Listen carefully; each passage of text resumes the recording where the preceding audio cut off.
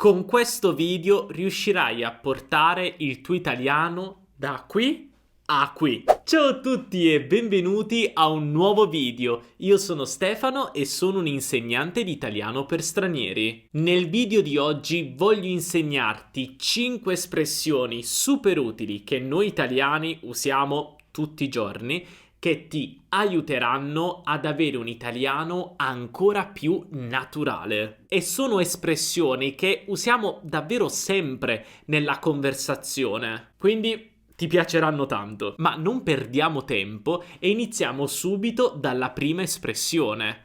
Immagino. Immagino. Tu dici immagino. Vabbè, immagino il verbo immaginare. Prima persona del presente. Io immagino. E tu dici perché immagino? Beh, perché in italiano usiamo molto spesso l'espressione immagino per rispondere a una persona quando vogliamo mostrare empatia o comunque vogliamo dire che siamo d'accordo con quello che dice la persona. Per esempio, ho lavorato tutto il giorno senza pause. Sono esausto. E tu, che mi capisci, perché magari anche tu hai lavorato tanto e quindi sei molto stanco, vuoi mostrare empatia e allora mi dici immagino. Hai capito? Oppure ci siamo rilassati tantissimo in vacanza al mare.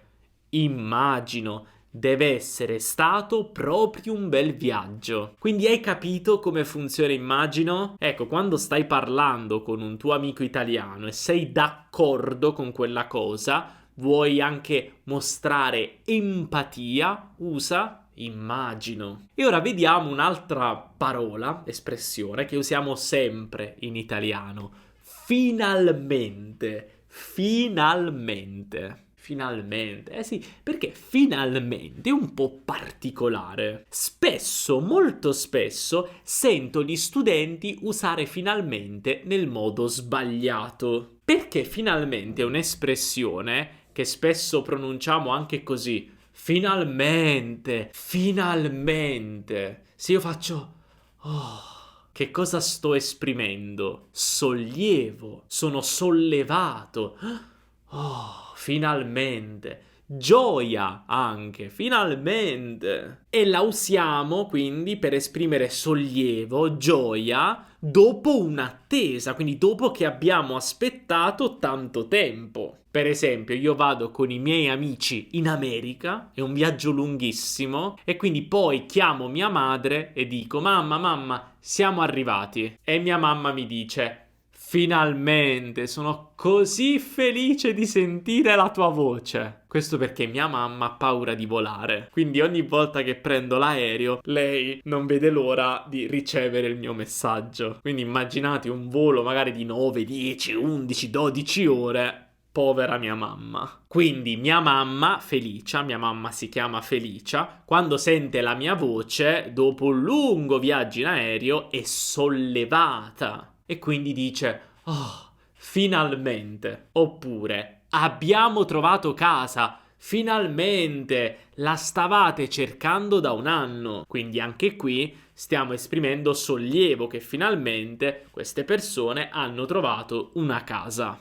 Voglio però aggiungere una piccola cosa su finalmente. Infatti, finalmente non significa alla fine, sono due cose diverse. Questo è molto importante. Infatti, finalmente esprime sollievo, gioia, finalmente, ma non indica la fine di qualcosa. Cioè non posso dire che ho fatto questo e poi finalmente ho fatto quest'altra cosa. No, perché finalmente non indica alla fine, non indica la fine di qualcosa. Finalmente esprime un'emozione, esprime che dopo un'attesa, dopo che abbiamo aspettato, è successo qualcosa. Invece alla fine è neutro, indica semplicemente la conclusione, la fine di qualcosa. Per esempio, alla fine abbiamo deciso di non andare alla festa. Oppure, alla fine del film c'erano alcune scene extra. Cioè proprio alla fine del film, quindi letteralmente la conclusione,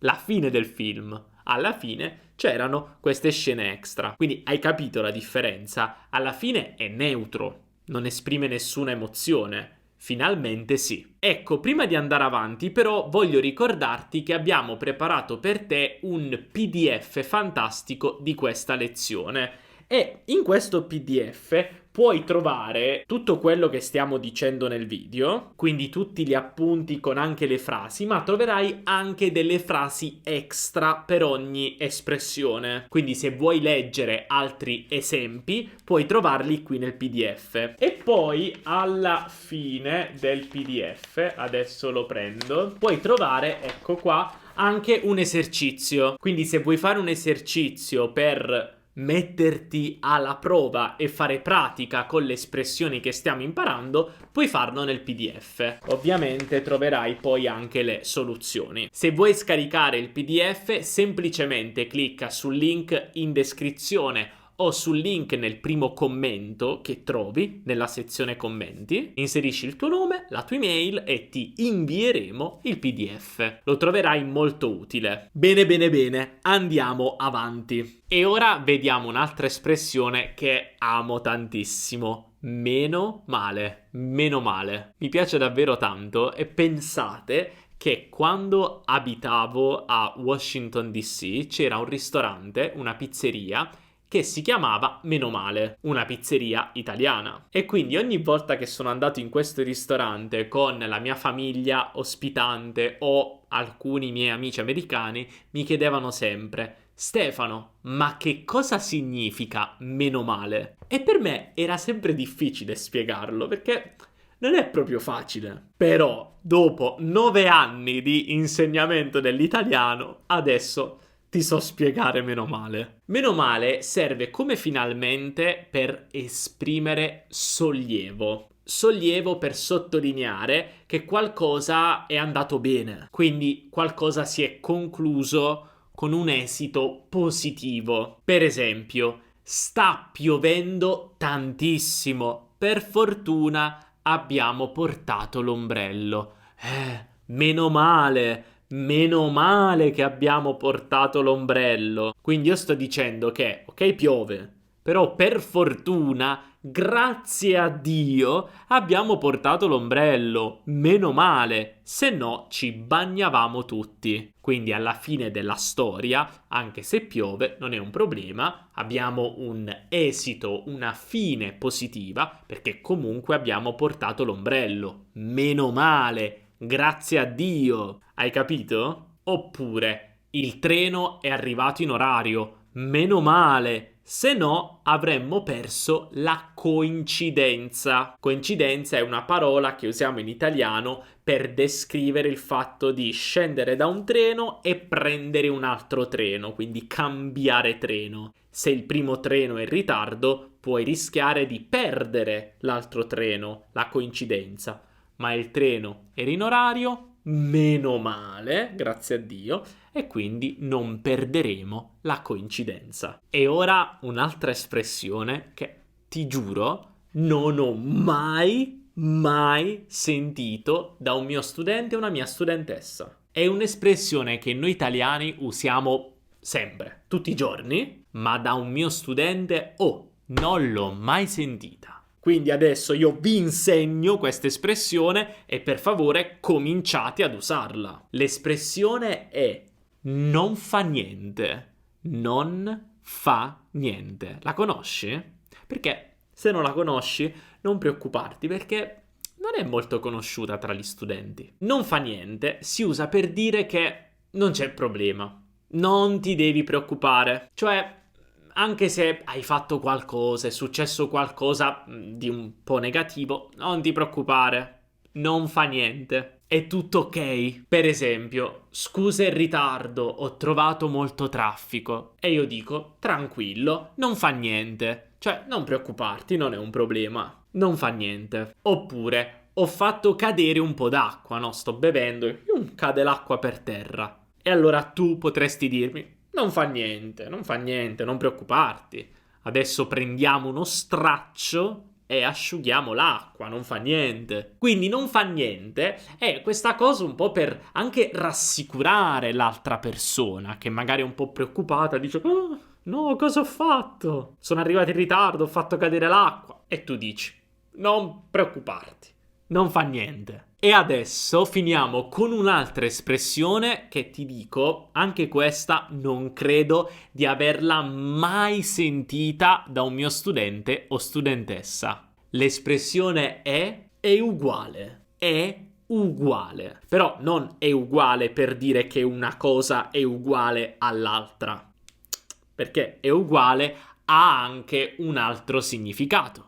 È uguale è un'espressione che usiamo in italiano per dire che non abbiamo una preferenza tra due o più cose. Per esempio, andiamo in macchina o a piedi? È uguale, come preferisci. Cioè, io non ho una preferenza.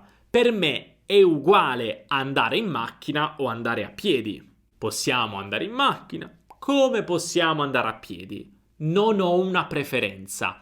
È uguale. Oppure, vuoi gelato al cioccolato o al pistacchio? È uguale, scegli tu. Cioè, non c'è differenza per me, non ho una preferenza, scegli tu il gusto di gelato. Un'altra espressione che possiamo usare in italiano è non importa. Non importa. Forse conoscevi questa espressione, però ti dico, secondo me è uguale e più usata. Wow, abbiamo imparato tantissime nuove espressioni in italiano. Però adesso devi usarle, quindi sicuramente vai a fare qua gli esercizi perché è importantissimo, così fai un po' di pratica e capisci ancora meglio come funzionano queste espressioni e poi ovviamente devi usarle nella conversazione. Quindi la prossima volta che parli in italiano inizia ad usarle, va bene? Fantastico! Ora, se il video ti è piaciuto, per favore non dimenticare di lasciare un bel mi piace, perché questo per noi è fondamentale. Per te può sembrare una cosa, vabbè, metto mi piace. È uguale, anche se non lo metto, è uguale. E invece no, non è uguale, perché se tu metti mi piace, in realtà ci stai aiutando, perché stai dicendo a YouTube, questo è un bel video, e quindi poi YouTube consiglia questo video anche ad altri studenti e studentesse come te. Quindi non dimenticare di lasciare mi piace, è davvero importantissimo per noi. E un'altra cosa molto importante è anche iscriversi al canale, perché se ti iscrivi e attivi la campanellina non perderai nessun video futuro. Quindi mi raccomando, iscriviti al canale. Dai, noi ci vediamo nella prossima lezione e un abbraccio dall'Italia. Ciao!